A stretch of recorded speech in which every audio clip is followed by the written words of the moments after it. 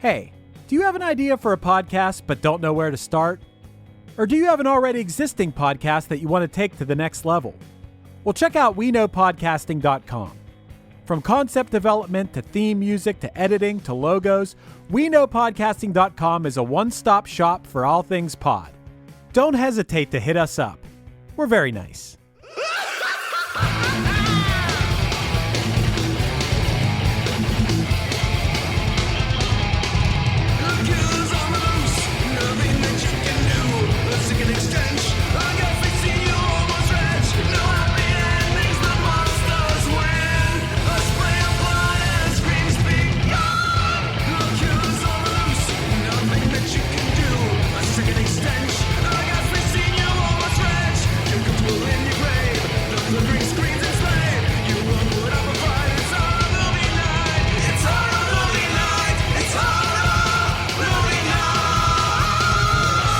Hey everybody, welcome to another episode of Horror Movie Night. This week, we are without Kyle, we're without Brian, but we have a Nate Lopez in the house from 91 Donkey Lane.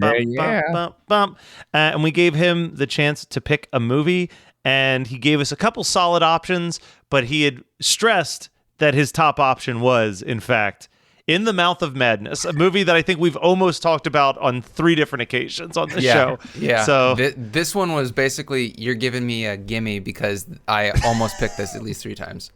Oh, nice. I think this is like one of those movies that I don't watch that often, but I always enjoy when I do sit down and watch it. I don't want to take anyone's double feature right out the gate, but I'm going to say it of the apocalyptic trio of movies. Apocalypse trilogy, Matt. You got to use it right or else somebody's going to come after us. That's true. So, Scott, remind me what the third one is. Is it They Live or The Thing? It's The Thing, Prince of Darkness, and then In the Mouth of Madness. Okay. I'm not going to say this is better than The Thing, but I think, oh no, Matt. What if I said the wrong thing? But I will say that as much as I like Prince of Darkness, I think I like this one more. Well, I think that this one is... It's more bombastic. I think that's the phrase but it we also like to makes throw more on. sense, which is a lot to say, you know? That is shocking because this movie doesn't make sense. Now, Scott, you've read more of these books than I ever have. Mm-hmm. It is my impression that this is like one of the most heavy H.P. Lovecraft inspired like films out there. Like there's clearly Cthulhu like monsters and then like people getting possessed by the works of an artist and all that. Like this is pretty Lovecraftian by definition. Oh, absolutely. Yeah. Beyond being a very Lovecraft film, it blends a lot of Stephen King into it, which is an interesting addition as well. They're making interesting parallels, I think, between the two authors. You know, I like they're basically they're putting them on the same level clearly all the way through. It's very interesting, I think. Which I feel like is a disservice to Stephen King because Stephen King is a far less problematic writer than Lovecraft. He's not a racist psycho. Yeah. He just likes drugs a lot, or liked drugs a lot. He likes drugs and car hand jobs. Man on man hand jobs in cars. Man, does he love it. And about 30,000 words too many.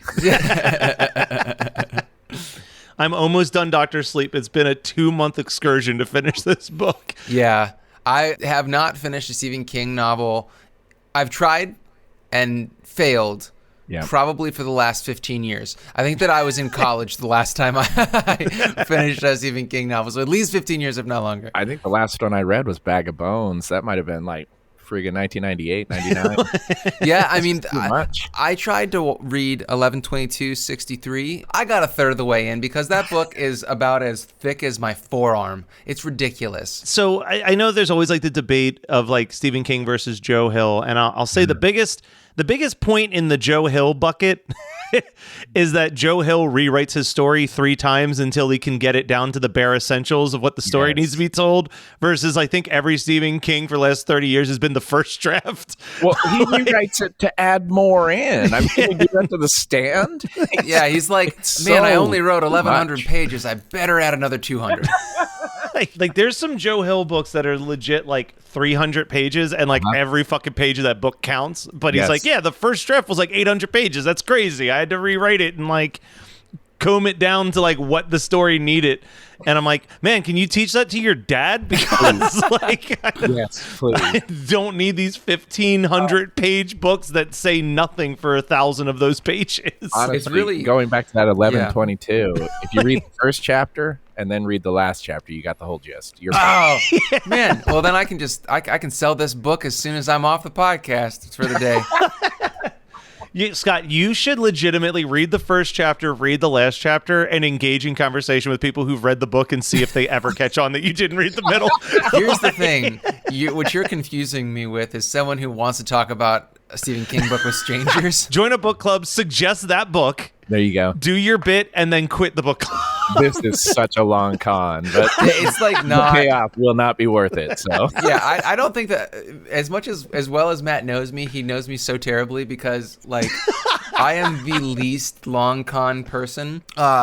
So my wife and I, when we were dating, we had been talking about getting married. You know, I knew a ring size, all this business, and I had the ring forged in the fires of Mordor. Got the phone call that said that it was ready. So I drove to the town that's like 40 minutes from my town where I had it made.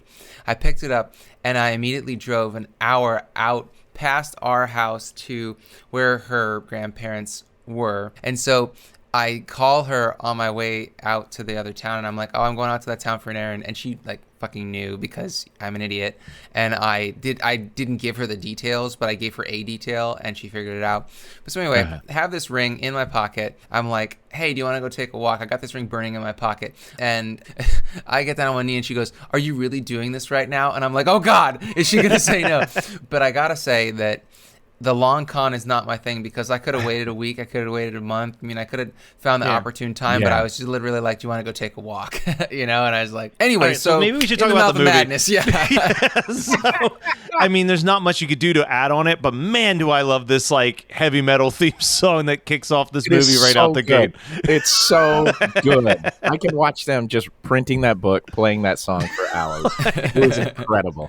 You actually did. That was the whole movie. Yeah, it's just that for a loop. You think that Sam Neill's in this, but you'd be wrong. But then also, like, you know, we're throwing Lovecraftian around, but I'm going to also throw the word Hitchcockian around. Yeah. Because that opening scene with the dude with the axe is like a perfect Hitchcock tension moment where it's like you're watching two characters who have no clue what's about to hit them, but you are watching and you're like, shit's about to go down in the worst kind of way right now. Yeah, we actually commented. I hadn't seen this movie since I was a kid. This was one of my favorites as a teenager, and I'd totally forgotten about that opening. So when it comes on, Bacon and I were watching. He's like, what? Nobody's gonna care about the Axeman in the back? Like, hang on a minute, man. It'll come.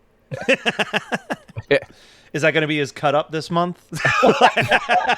It might be. Yeah, I've got some. Yeah, when we get to the later points in this movie, I'm going to point out some stuff here that he was talking about too. I honestly don't have a ton of notes because I really just got sucked into this film. It is a practical effects whirlwind of moments, both good and bad. Some effects look incredible, and some effects look passable. Oh, my It's- goodness. The best part about it is that, like, the most quote unquote passable of them is definitely the innkeeper's wife with the tentacles, you know? Yeah.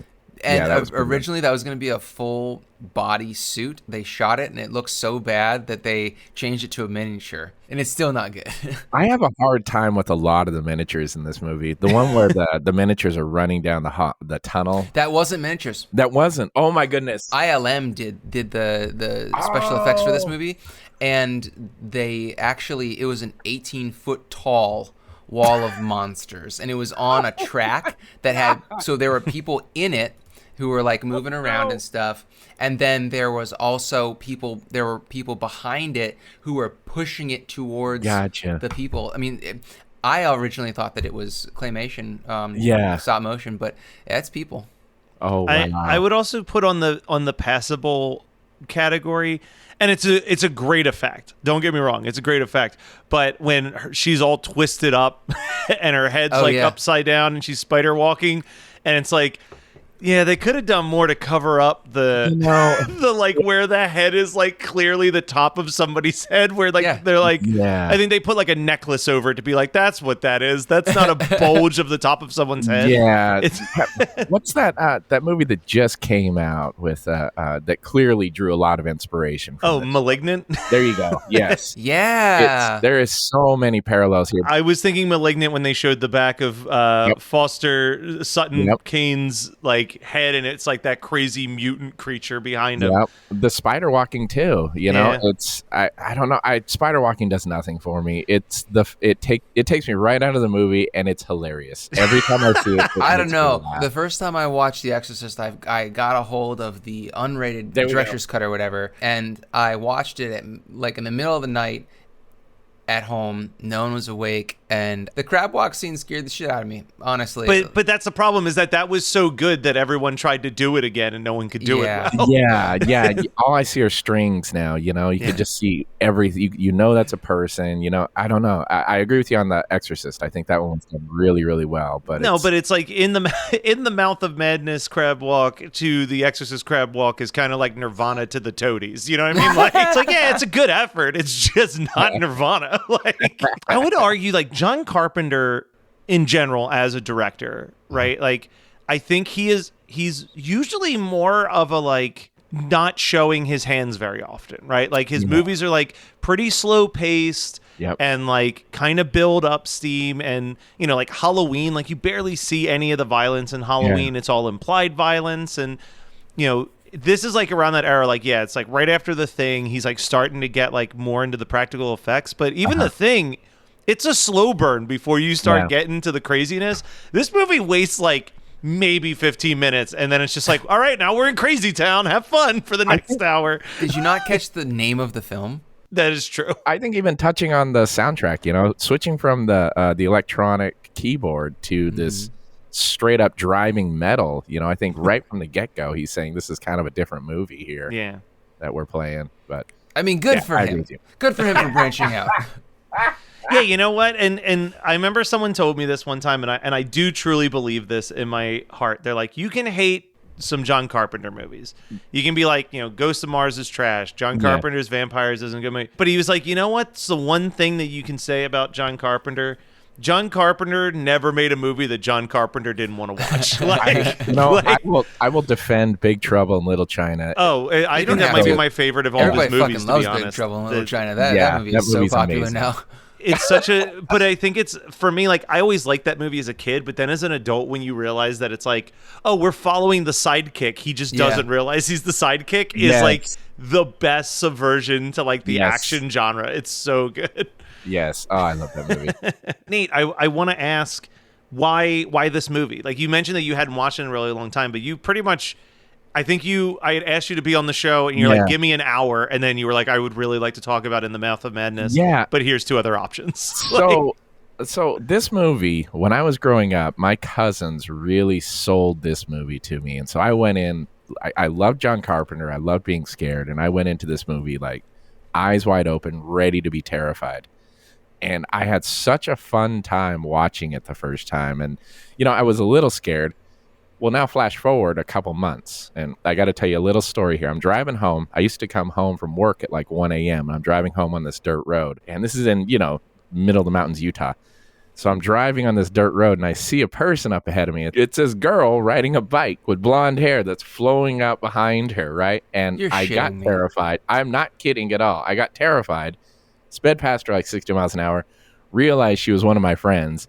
I was driving too fast. I get home and my heart's beating like 30. It's like 300 miles an hour. You know, I'm terrified of what I just seen, even though I know it's my friend. So of all the movies I've watched, just because of that one old man kid part on the bike, I've always hung on to this movie because I was scared as a kid. I really just enjoy it, man. And beyond that, I really like how meta it gets. I wanted to see this movie fold in on itself. You know, I'd love if Sam Neill came out as Sam Neill. I just wanted more. I really like the idea of it being meta. I wanted this to turn into like a black hole movie where it just swallows itself and comes out inside out. You know what I mean? I really enjoyed this movie. I just love it. You threw the word fun out there, and I really do think it is like as heady as the movie is, it never stops at least having fun with what it's doing. It's not too invested in its own bullshit to like not be able to like wink, smile, and nod about the absurdity of it all at the same time.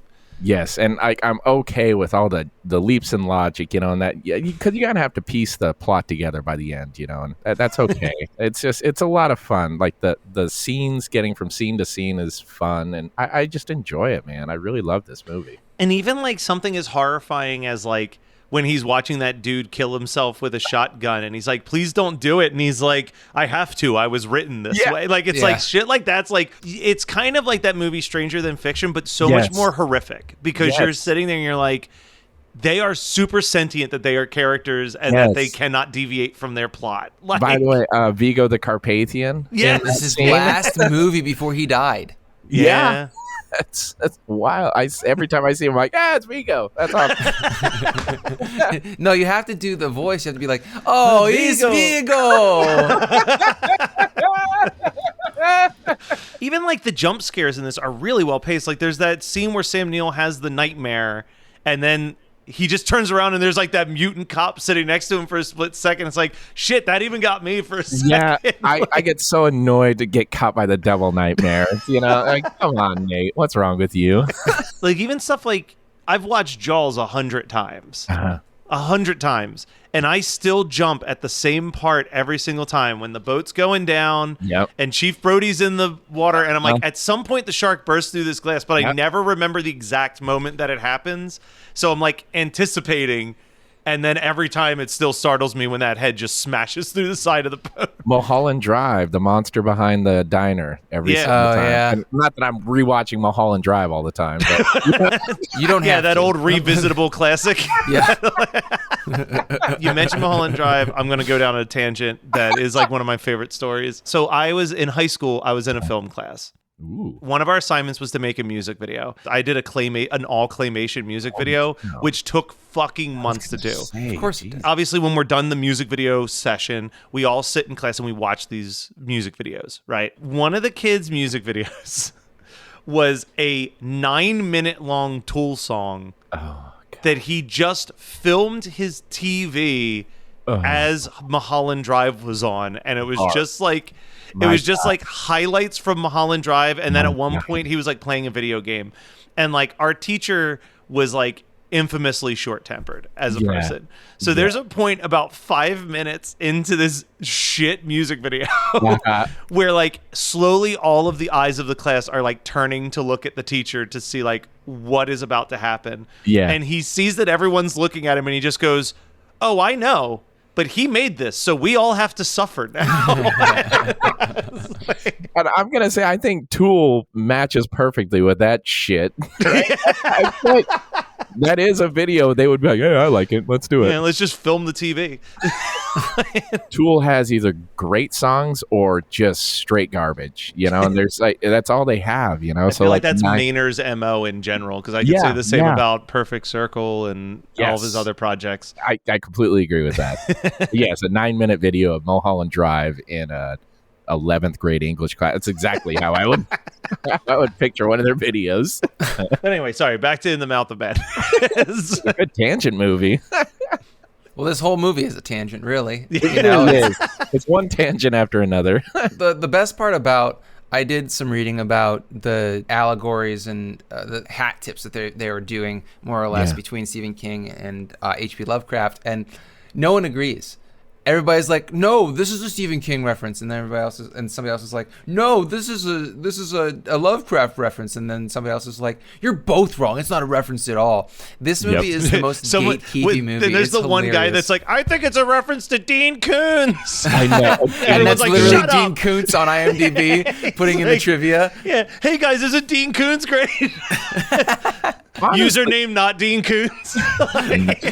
Yeah, at definitely not Dean K. yeah. DeanKoontz'smom.com. Yes. Honestly, I could see Clive Barker oozing into this a little bit. This is more his style, but well, Clive Barker is really, really heavily. I think that he's far more influenced by the Cthulhu mythos than Stephen King. Although I understand that Stephen King's some of his earliest work is considered to be part of the Cthulhu mythos. I just find that Clive Barker has a lot more of his short stories, and Clive Barker is a much better short story writer than Stephen King, because I feel like Stephen King, I love Night Shift and I love Skeleton Key. Those are what I would consider my favorite Stephen King releases, or like of the things he's published. I love his short stories the best, because I think that horror works best as short stories. I don't know if there is. I've had a really hard time as an adult finding full-length novels in the horror genre that don't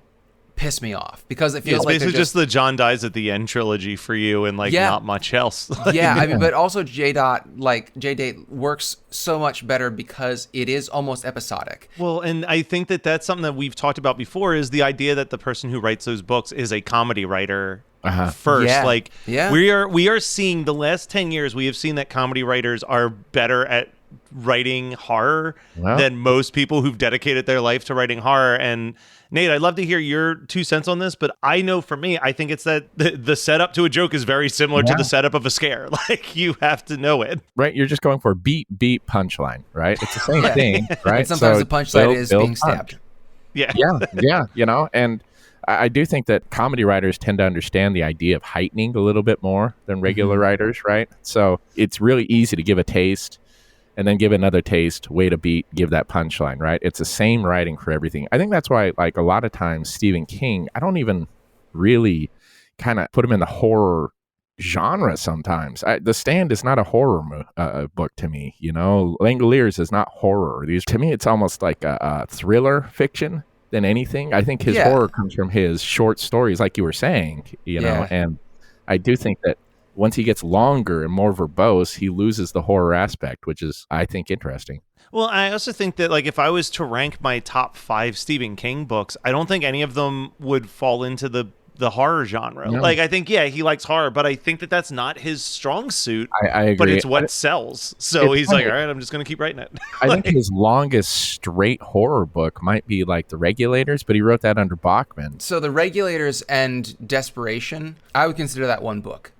Yeah, it's kind of like how I would consider Dolores Claiborne and Gerald's Game one book. Misery can be thrown into that little pile. Oh, yeah, because they actually, you're right. All 3 of those are supernaturally connected, and they happen at the same time. So I really do think that the horror of Stephen King's writing, comes from drama. The things that happen aren't necessarily terrifying. The things that happen are horrifying because he builds so much into those characters. And for me, I have always gravitated, ever since the first time I read Edgar Allan Poe. Like, I've always been a short story kind of person, because I want that dopamine rush, like I want to be a little scared. I want there to be enough holes left in what that monster or that killer or that experience, that horrific experience is, that I can fill in the blanks myself. Yep. No one's going to scare you as well as your own brain. Yep. And the buildup is so long that when things happen, it's like, I really think of him more of like the EC Comics kind of, because he was so heavily influenced by them. Obviously because he did Creepshow. But I think about some of the stuff he did as Bachman, like Roadwork. I would consider a lot of it revenge porn, kind of like that. I agree with both of you that he's less of like a straight horror writer. The themes are horror, but the presentation is not. I think that you made a good point bringing up EC Comics, though, because I think he also falls into this category where, like, something else that I think gets categorized as horror more often than it actually is horror is that I think his books are very comparable to, like, Twilight Zone episodes. Yes. You know what I mean? Yeah. Like, the Twilight Zone episodes, it's a lot more of, like, a sense of dread in this fantastical alternate reality than our own, than anything else. More than existential, yeah. Yeah, but, like, people talk about Twilight Zone, and if if you're listening to the way people talk about the Twilight Zone, you're thinking that you're going to watch this show that's going to literally scare the shit out of you. But it's like, no, it's much more headier than that. And it's more like the concept of the world that you're in is very upsetting on an emotional level more than anything. Yeah. With his, again, we're going back to his word count. I think his word count is his biggest weakness. When you look at how many words he puts into his book, he ends up spending a weirdly disproportionate amount of time explaining the why behind how things happen. He's like getting Tolkien. To your point. Yeah, I hate that. I don't want the why, because when you get into the why, you get really silly reasons. Why are these monsters living in the middle of the earth, right? For mouth of like, why? I don't care. I like to clean up the earth. You know, I think that scares me. That's what's so funny. Like when you compare what Stephen King does to what Lovecraft did, Lovecraft did the exact opposite, where there would be just little flashes of an explanation of the visual of a monster. But most of the time it was like the monster was so horrific that it turned the person who saw it mad. And that's, you know, like, there's no rhyme or reason why. There's no motive for the elder gods that want to take over the world. Like Sutter Cane in this is just doing it because he can. You know, like it's. I agree with that. And that's the only why that you need. I love that. Yep, I totally love it. It reminds me of, like, this is going to be a weird pull, but Raiders of the Lost Ark, you know? Why did the Ark kill all the Nazis? Well, why not, you know? Because it's just something from another world, you know? Yeah, like it doesn't care about humans. We're ants. And I want to, as we're getting close to, I think, the end of the Mouth of Madness, Nate's obviously, he doesn't know this, but I'm about to tell him. He's about to join us for our Patreon episode, and I figured out what the Patreon episode is going to be on this Stephen King tangent, is that I've been pitching an idea to our co-host Kyle of a documentary I want to make about Stephen King, and I'm going to pitch it to you guys as our Patreon episode. So you can fill in the blanks. But we do have to, at least real quick before we wrap up in the Mouth of Madness, talk about the most gifable ending of the movie, of just Sam Neill just sitting laughing in the movie theater. I've seen that pop up in comments on Slack threads and Discord many a times. It's right there with Michael Jackson eating the popcorn. Is just if you like classic great final shot that literally, like you said, Nate, like the movie's just kind of folding in on itself, and it's like it's making you feel insane while watching it. Like it's such a crazy ending. They really blend it there between, you know, this Dr. or John Trent, who, by the way, insurance investigator. Holy crap, what a weird job. Anyways, I really like that touch because that's such a weird private investigator, like a niche right there. I loved it. Hey man, there's riches and niches. So having Trent kind of meld with Sam Neill there at the end a little bit, I loved that. I really loved that this movie tried to turn itself inside out. I think that was such a smart play. But yes, I love him sitting in the theater just laugh. It's a kind of a seminal image from the movie. I really enjoy it. Just covered with all the drawn on crosses and shit. He had a lot of shit on his face this movie. All right, well, I think we're at the point where we're going to talk about some double features. Nate, I don't know if I gave you a heads up on this either, but maybe Bacon did. At the end of every episode, we pick another film that we would want to pair with this movie. It could be because it's very similar aesthetically. Mm-hmm. Sometimes it's something as loose as, hey, the same actors in both of these movies, so it makes me want to watch it. But to give you a little bit of time to think of something, Scott, how about you tell us your double feature for In the Mouth of Madness? It's more of a bit than an actual double feature, but you know, you get done with In the Mouth of Madness, and I turn to the person that I've subjected to the watch, and I go, "Do you like Sutter Cane?" And then we put on Disturbing Behavior. All right, fair enough. I'm into that bit. I was watching the movie, and I was thinking, man, there's another movie that I really love where a slightly older gentleman is on a road trip to solve a mystery with a much younger woman, and there's implications of some romantic ties. So I'm going to pop on Halloween 3, Season of the Witch, immediately following In the Mouth I don't think the implication is there. That movie is just about the banging. You know what? I think I've already given it out earlier. And Malignant. Yeah, I think you should pair both of these. It's a lot of gore, and it's a lot of stupid horror. But I don't know. It's like watching a dad and his junior. Don't get me wrong. I don't think I'd enjoy this double feature. Okay.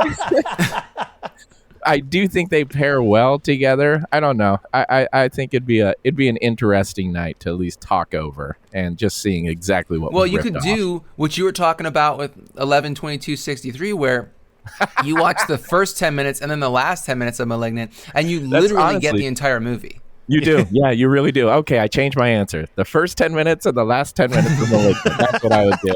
You got to see them pull all this stuff, where it came from. I think that's interesting. All right, and for the last part of the show, we talk about what is something that we've watched, read, whatever, that we either really, really loved or we'd like to warn people to avoid at all costs. Scott, we'll start with you again. I've been sitting on it. It's been probably 2 months since I finished it at this point, but I finally watched Dr. Sleep, and I thought that would be this would be a great time to mention that I did finally, since it dovetails with all the Stephen King talk that we've done this week. I really enjoyed it, but only because of Ewan McGregor. He's such a fantastic actor. Yeah, he's just, I've never seen a bad Ewan McGregor performance. Yep. I'm sure I've seen bad Ewan McGregor movies, but not a bad Ewan McGregor performance. I would say that the genius of Mike Flanagan, and I would never really give him this kind of credit like regularly, but I think that he really deserves it. I mean, like, Mike Flanagan is very hit or miss is what I'm trying to say. But yes, yeah, this is a straight hit. This is a home run in the way that he brought in, especially the visual aesthetic of Stanley Kubrick's The Shining. As much as I dislike that movie as a novel adaptation, I think that it's an important piece of cinema. You know, yeah, so and I think that Dr. Sleep is a Stephen King book as a movie that has a little sprinkling of, you know, like that spice from The Shining, and I think it blends so well where Stanley Kubrick just couldn't get out of his own head to blend it himself. Yep. So I think that's truly a piece of art there. I'm going to talk about something that is going to feel real awkwardly dated by the time this episode comes out. Then don't do it. January. No, I got to do it because I need to tell people how good this movie was. Last night, me and my friends hopped on HBO Max and we watched 8-Bit Christmas, which is a new film that is basically a modern day version of The Christmas Story, except instead of wanting a BB gun, he really wants an NES. It is so heartfelt. It's such a sweet movie. It's really funny. It exists in like child logic where like the school bully is played by like a 40-year-old man surrounded by a bunch of like 10-year-olds. Like, it's like little stuff like that that's like so fucking funny and tied into like nostalgia and childhood innocence that like, yeah, obviously you're probably going to want to watch it in like late November, early December, but it taps on so much of like those things that you remember as a kid that I think, you know, it's January. If you're in an area where it's snowy, I think you would still pull a lot from it that you'd be like, all right, this feels okay enough for a January watch. But finally, Nate, what is something that you watched, listened to, whatever that you want to promote? And also, tell us about 91 Donkey Lane. Yes, I will. So the thing I would like to promote might be a little stale at this point as well, but I can't. I want people to watch it. Is Pig. I think Pig was the movie I enjoyed the most that came out this year. When you expect it to go left, it goes right. When you expect it to go up, it goes down. Nick Cage is fantastic in it, and it is not what you think it is. It's not a John Wick movie. It is so good. I absolutely adored that movie. So go watch Pig. Watch it with friends. It's a really good party movie, I think. And then 91 Donkey Lane. It's a podcast we've been going, I can't believe, almost 3 years now. Yeah. It's my roommate and I, we do a fully improvised, basically radio play, I guess, at this point. Yeah. It's about a 25 minute long comedy podcast. We play two heightened versions of ourselves. We're idiots. We live in a magical apartment. We get visited by magical creatures and ghosts and whatever else you want. It's just a fun time. It's really great. This latest episode, Bacon is out of jail now. We are trying to get ghosts out of our house, and of course we fuck it all up because we're morons. So it's a lot of fun. And I mean, you guys are very close to your 20th fifth episode spectacular. So like, that's really cool too. You know how that started? That was the fifth episode. I was talking too fast, and I said our first fifth episode spectacular. Bacon, because he doesn't miss anything, he's like, okay, well, now we're doing one every 5 episodes. That's how it started. Just such a funny show. So many classic moments. I know the Seance, at the time we're recording this, the Seance episode's the most recent episode, yes. And it was just absolute. I was fucking dying listening to Bacon have to voicing like 10 different ghosts, and I'm bringing it up because Bacon 100% does one of them as Bob from House by Yes. the Cemetery. Absolutely. Oh God, it's so funny. I don't know why our comedy works when I win and he loses, and it's so funny every time it happens. I just adore it because I can do whatever I want, and I always win, and I love it.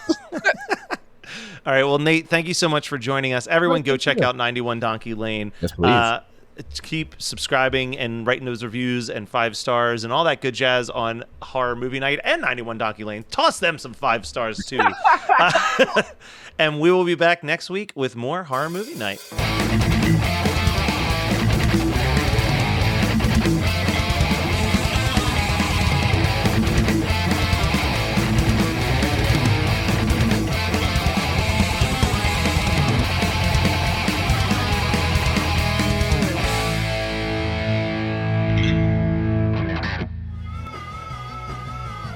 You're listening to the Geekscape Network.